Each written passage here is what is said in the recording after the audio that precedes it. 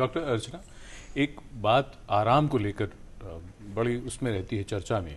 कुछ महिलाएं बहुत देर तक काम करती रहती हैं, अगर वो कहीं नौकरी कर रही नौकरी पर जाती रहती हैं, और दूसरी तरफ कुछ महिलाओं को उनके डॉक्टर सलाह देते हैं कि अब आप बिल्कुल बिस्तर से उठना भी नहीं है।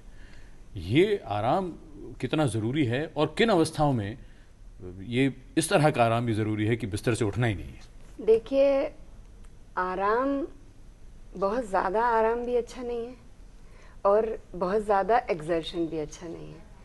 अगर मरीज़ को बहुत ज़्यादा एक्सर्शन होता है, जो गर्भवती महिला है, अगर वो बहुत ज़्यादा एक्सर्शन करती है, लगातार 8-10 घंटे 12 घंटे काम करती है और उसकी वजह से उसको परेशानी होती है, तो इसका इफ़ेक्ट बच्चे पर भी पड़ता है, माँ पर भी पड़ता है और सबसे ज़्यादा ज़रूरी है कि बच्चे की ग्रोथ पे पड़ता है। तो इसलिए कम से कम 2 घंटे का रेस्ट, और सबसे ज़रूरी चीज़ है किसी प्रकार का मानसिक तनाव ना होना, और कम से कम रात में 8 घंटे की प्रॉपर नींद बहुत ज़रूरी है गर्भवती महिला के लिए।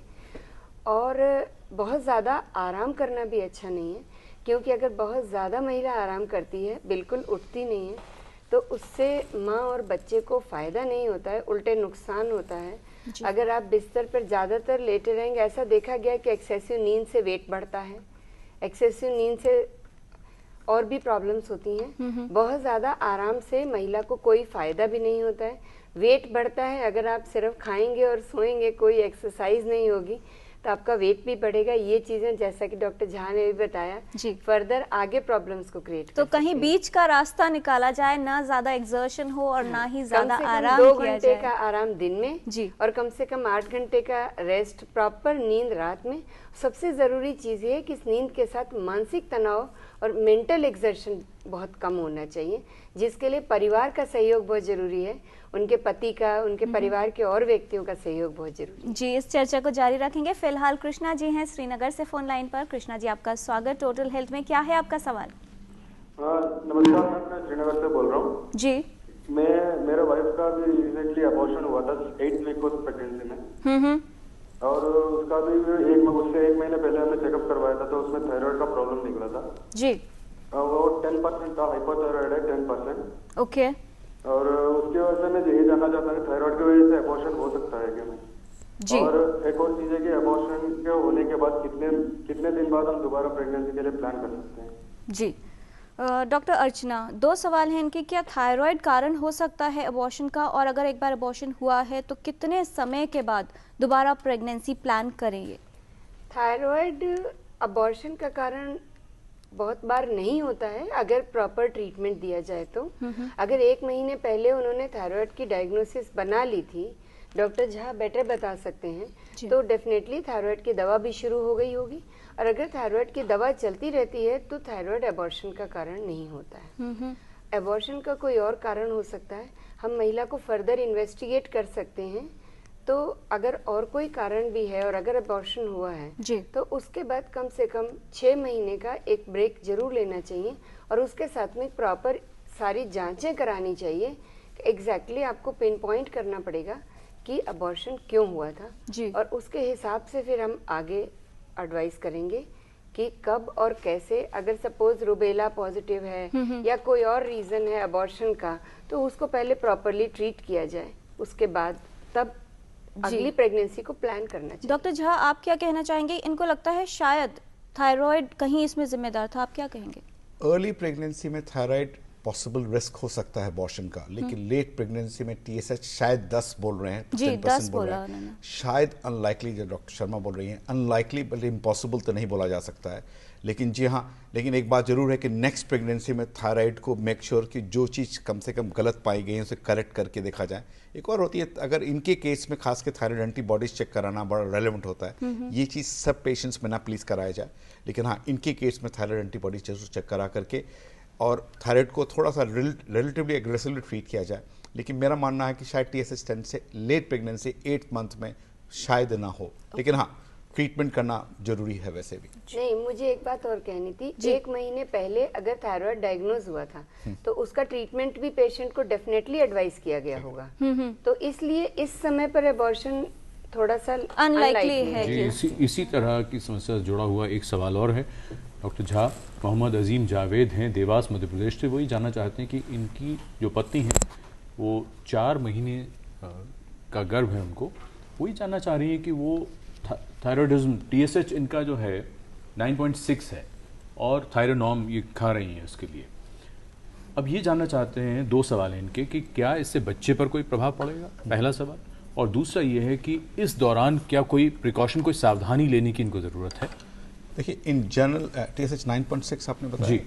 देखिए थायराइड इन प्रेगनेंसी में क्लियरली लेस देन 2.5 होनी चाहिए, टारगेट्स ये है। लेकिन मैं बड़ा क्लियरली बता दूं, जितने लोग वरी करते हैं उतना वरी करने की जरूरत नहीं है। अनट्रीटेड थायराइड मतलब बिना ट्रीट किया हुआ TSH 10 के ऊपर में वरी करने की जरूरत है। तो अगर ट्रीटमेंट इलाज चालू हो गई है थायरोक्सिन किसी फॉर्म में, जो भी ब्रांड नेम की यूज की जा रही है, उसमें थोड़े से स्पीड अप किया जाए ट्रीटमेंट को, ताकि थायरोक्सिन को TSH को लेस देन 2.5 किया जाए जितनी जल्दी पॉसिबल हो, और डोज को बढ़ाने से अपने डॉक्टरों की सलाह करने के बाद, और TSH को कम 2.5 से प्रेगनेंसी में असर होना नहीं चाहिए। अदरवाइज अगर उसको ट्रीट ना किया जाए तब उसका असर हो सकता है प्रेगनेंसी में। जहाँ तक लाइफस्टाइल या कुछ खाने पीने से थायराइड का असर, हमारे देश में सबसे अच्छा प्रोग्राम है आयोडाइज सॉल्ट का, आयोडीन इन सॉल्ट। अगर आप वो रेगुलरली लेते रहें तो बड़ी अच्छी बात है। कोई सीरियल में कहीं कहीं दिखाई गई है कि आयोडाइज सॉल्ट ना लिया जाए, तो प्लीज़ आप नॉर्मल आयोडाइज सॉल्ट लें। हमारे देश में बड़ा अच्छा इम्प्लीमेंटेशन प्रोग्राम है, आप वो लें। उसके अलावा और थायराइड के लिए कुछ करने की जरूरत नहीं है आपको, लेकिन बस थायरोक्सिन जो ली जा रही है आपको थोड़ा सा एग्रेसिव डोज दिया जाता है, लेकिन जरूर अपने डॉक्टर से सलाह करें और थोड़ा सा एग्रेसिव डोज करें। जी। और इस समय हमारे साथ फोन लाइन पर हैं ऋषिकेश छत्तीसगढ़ से। आपका स्वागत, क्या जानना चाहते हैं आप? जी हाँ मैडम, मेरी बहन जो है, हाँ हेलो जी, हाँ मेरी बहन जो है वो मतलब 3rd महीना प्रेगनेंसी है जी, 3 माह का। हाँ जी, और टार्च टेस्ट में रूबेला की शिकायत है जी, और तो क्या वो प्रेगनेंसी सेफ रह पाएगी? जी डॉक्टर त्रिवेदी।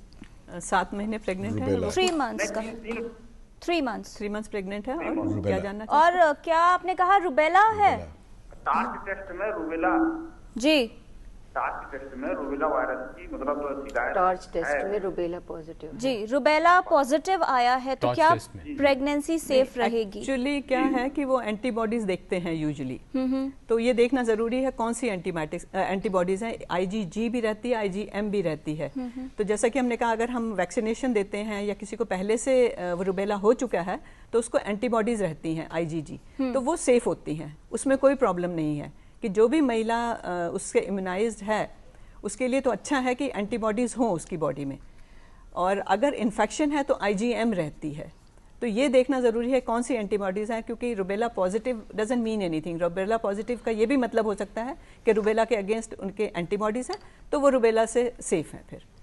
तो वो देख के ही पता चलेगा कि IgG पॉजिटिव है या IgM पॉजिटिव है। और दूसरा ये है कि अगर उनको रूबेला का कोई वो प्रॉब्लम हुई है, रूबेला की प्रॉब्लम ऐसे पता चलती है कि फीवर हुआ हो और साथ में रैश हुआ हो, थोड़े थोड़े दाने निकले हों। अगर फीवर और दाने निकले हैं तो चांसेस हैं कि वो रूबेला हो सकता है, उसमें IgM पॉजिटिव होगा और उससे हमें पता चल जाएगा कि ये डेंजरस है। लेकिन अगर IgG एंटीबॉडीज प्रेजेंट हैं, जिसको हम कई लोग बोल सकते हैं कि रूबेला पॉजिटिव है, उसमें कोई डर की बात। हमारे पास बहुत सारे ईमेल्स आए हैं लगातार, और ज़्यादातर में सवाल यही है कि मिसकैरेजेस हुए हैं, क्या ध्यान रखना चाहिए, या प्रेगनेंसी कैसे प्लान करनी चाहिए। ये सारे जो ईमेल्स हैं हम आप तीनों को भिजवा रहे हैं। चर्चा को आगे बढ़ाते हैं। डॉक्टर त्रिवेदी, बहुत सारी हमने बातें की हैं, वहीं पर अगर बात की जाए कि एक जो बात आती है कि डिलीवरी इंस्टीट्यूशन में या किसी अस्पताल में हो, तो किस तरह की फैसिलिटीज़ मौजूद हैं या क्या आप प्रेफर करती हैं? नहीं, ये तो गवर्नमेंट का बहुत रूल है। जैसे आपने शुरू में ही कहा था, मैटरनल मोर्टेलिटी इंडिया में बहुत हाई है। बहुत सारी कंट्रीज हमसे कम डेवलप्ड हैं, उनकी मोर्टेलिटी कम है। तो गवर्नमेंट ने और हम लोग ने सबने देखा कि अगर इंस्टीट्यूशन में डिलीवरी होती है, क्योंकि एंटीनेटल केयर की इम्पोर्टेंस तो है, लेकिन अगर डिलीवरी उसने घर में करा ली तो सारी उसकी प्रॉब्लम्स हो सकती हैं। तो गवर्नमेंट ने स्कीम्स निकाली हैं कि वो डिलीवरी को प्रमोट करती है कि इंस्टीट्यूशन में कराए।